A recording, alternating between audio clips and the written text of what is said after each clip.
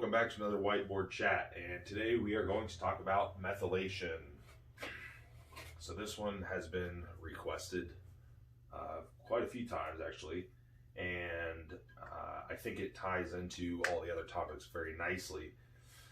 It is not talked about nearly enough, so this whole functional medicine and functional coaching and all this is a really hot topic right now, as it should be.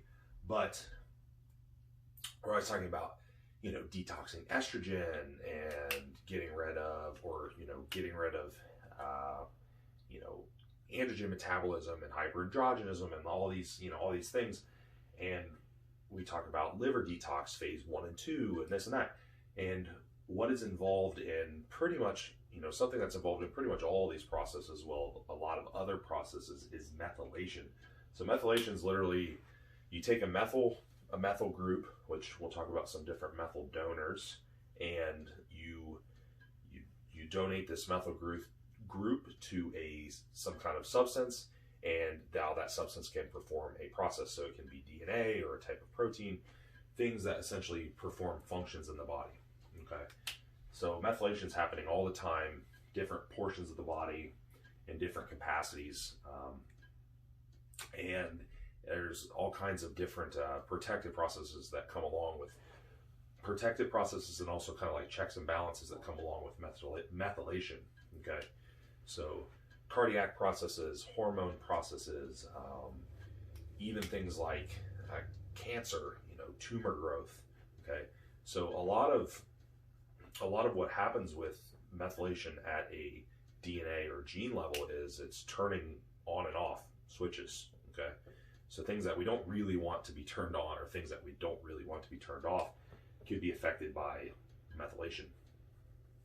So as you can imagine, if we under or even over methylate, we may have some serious issues, and there are other processes that may not work very well. Methylation is very, very important. Okay, so let's talk about a few things that we need to know initially. I talked about methylation in genes. Like I said, methylations will basically turn some certain gene functions on and off, certain DNA functions, certain protein functions on and off, and make them work better or worse. So if we have an input from, even like an input from a drug or something like that, or a substance, our output or how we react to it may be determined or altered by how well the person methylates. All right. Now, there is something called the MTHFR or COMT. There's also the COMT. Put that on there.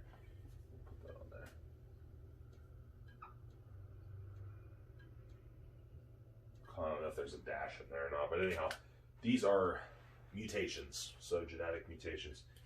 I've seen different figures. I've seen some figures that show up to 60%. I wrote down 40% amount of people that actually have these genetic mutations that may cause them to under-methylate.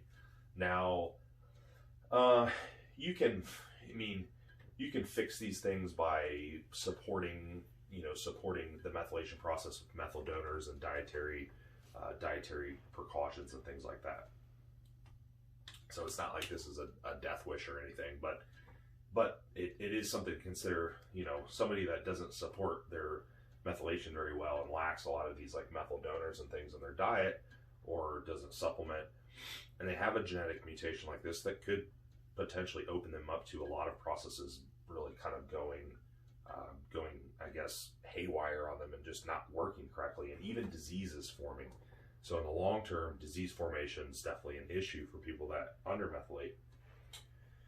So you can see get this little circle going here, some of the actions that are going on in methylation, some of the donors. And we have food, right?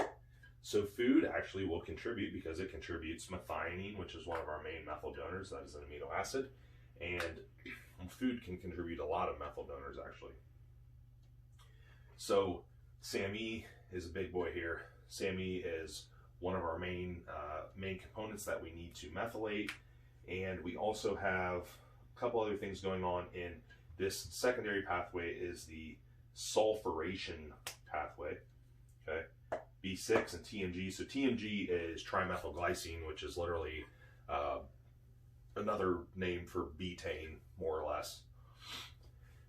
So we have B6, specifically like the P5P form is a good form. Cysteine and glutathione, which we know is definitely involved in detox. Okay.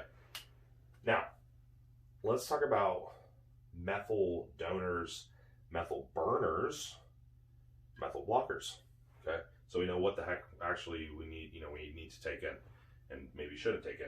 So methyl donors, and these aren't all of them. These are just kind of some of the more common ones. And just to be clear, you can support methylation process without having every single methyl donor present. Okay, so you don't have to have every one, but we need. So SAMe is very important, but we also need folic acid in the form of methylfolate, which is here, for this to work. Betaine is a donor. Methyl B12. So B12, methylated B12 essentially does not require intrinsic factor in the gut to be utilized. Okay, so you'll see a lot of the better like multivitamins and B complexes and things use methyl B12 and methylfolate. Choline, which we can get through food. MSM, which we know MSM is actually good for your joints, right? Okay, so you'll see that in some joint supplements. Methyl burners, or methyl burning, I wrote methyl burning, but methyl burners, things that kind of eat up the process a little bit more, or the demands of the process, right? Estrogen, histamine, we're gonna come back to estrogen, but estrogen, stress will eat it up. Histamine, you know what histamine is, right? Arsenic, people can be exposed to arsenic and lysine as an amino acid in abundance. Okay. Now, methylation and histamine, they pretty much work inversely. I wanted to mention that too because methylation, so somebody that undermethylates generally has higher histamine and vice versa. So people with a lot of allergies, people that have histamine intolerance, whether it be like food or substance or whatever, those people usually don't methylate very well. So we support methylation and voila, histamine intolerance normally goes away, even though there can be some other components present, but a lot of the times that's generally how it pans out. Also, methyl blockers, so things that might block methyls or block methyls or methylation. Metals, so we need the methylation process to be supported to get rid of heavy metals.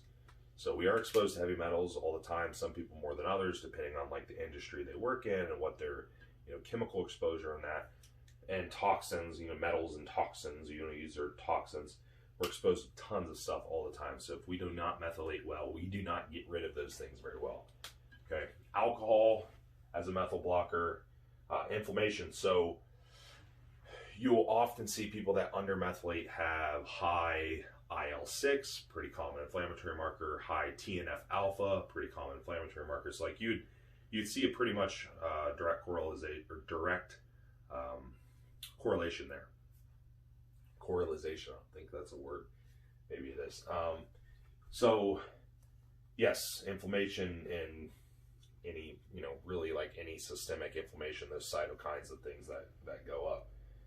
Oxidative stress. So lots of oxidation, probably not a good thing. Lots of oxidative stress is not a good thing. Anyhow, that can cause cell damage, and well, methyl or methylation's really good at protecting our cells and making them function properly. So you can definitely see kind of an inverse relationship there as well. Now we'll come back up here because we have to talk about methylation and estrogen, because that's pretty much what everyone wants to know. Yes, so we need we need to methylate properly to get rid of estrogen or metabolize estrogen and get rid of it, because methylation is involved in the liver detoxification process. So if what we would, a common example would be like looking at a Dutch test. So on our Dutch test, we'll have like our three, normally shows like 3 estrogen pathways, which are going to show E2, E1, E2, probably can't read any of this, E3, and then probably have 4OH, 2OH, 16. I think it's the 16, the 4, and the 2. I think it's how it shows it on the test. I'm not exactly sure. I can't remember right off the top of my head, but I've seen a lot of them. I'm pretty sure that's the order they go in. But anyhow, then we'll have a methylation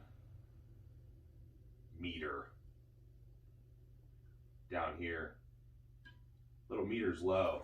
See our line on our methylation meter, I know it's probably not see this very well, is low. And we have really high 408. We have the bad guy, 4OH. It's not looking too good. So we do not methylate very well. So we need to support methylation. We need to support the liver. By supporting the liver, we're supporting methylation, and vice versa. Okay, so that's just kind of an example of what we are seeing there with the methylation component, how that plays in. And you will see this more down here, liver and methylation. So we have, some of you may be familiar with liver detoxification pathways, or I'm sorry, phases, right? Phase 1, phase 2, phase 3. Some of the notable things that are going to go on here that you all may be familiar with. Phase 1, oxidation. Hydrolysis, you may be familiar with. Phase 2, may be familiar with glucuronidation, which is involved in some drug metabolism and mineral corticoid metabolism. It's a lot of big words. Methylation, right there, that's our buddy. And then phase 3, elimination, getting rid of things, right? So, yeah, so methylation is very important in the entire detoxification process in every part of the body, pretty much every DNA function, every genetic function. So you can think of it this way: if we do not support methylation, we're having a problem with something like detoxifying estrogen, or how you react to a drug or something, a medication that you might need. And granted, there are other genetic factors, but we're not going to get the most out of any of these things if we do not methylate properly and we do not have the proper methyl donors. Okay, so what about methyl donors? What are some common methyl donors? We talked about the common methyl donors, but we also have over here things that we need for each phase, in case anyone's curious. All right, so phase 1, we have vitamins B2, 3, 6, 12. Remember, we really want methylated form, especially when we're talking about our folate and so folic acid, right? So we want the MTHF here, boop, methyl B12, glutathione, okay? And our Dutch test will also show our glutathione pathway over here in my scribbles up there. Phase 2, methionine, which if you eat protein, you get plenty of methionine. You get a lot of methionine. Very common in meat. Cysteine, mag or magnesium, which a lot of people do supplement with because we don't get a ton in the diet. Glutathione again, B5, B12, vitamin C. And then we also have last phase, which I think I have these lined up right, glycine. So we do need We need to make sure we get glycine in the diet too, because that's actually a little bit trickier to get in. So we get tons of methionine, but we need to balance methionine and glycine for this process to work properly. That was kind of a topic I saw come up on social media maybe a couple of years ago. Then I really hear anyone talk about it, but we do need some glycine in the diet. Why do you think that collagen has a lot of the benefits that it does? It's because of glycine, probably. It's part of it. It's a big part of it. But you can get glycine from other things like gelatin has glycine. Collagen's a good source. Certain like organ meats and things, okay? Tendons and this weird shit like that a lot of people don't eat. Taurine, glutamine, which these are probably really hard to read at the bottom, glutamine, folic, and choline, okay, which we know choline's real good for the brain too. So that's methylation in a nutshell. I know that's a lot of stuff, but remember, key points are methylation is essentially methyl donor being, attached or working with a substance to perform a process. Processes that are very important, processes like detoxification of estrogen, right? Or lots of other things, heavy metals, right?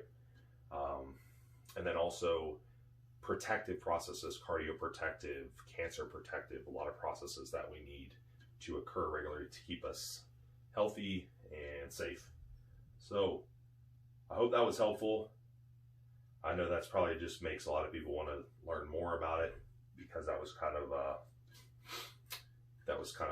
an overview. But if you remember to have if you can check your methylation, your MTHFR, that's great.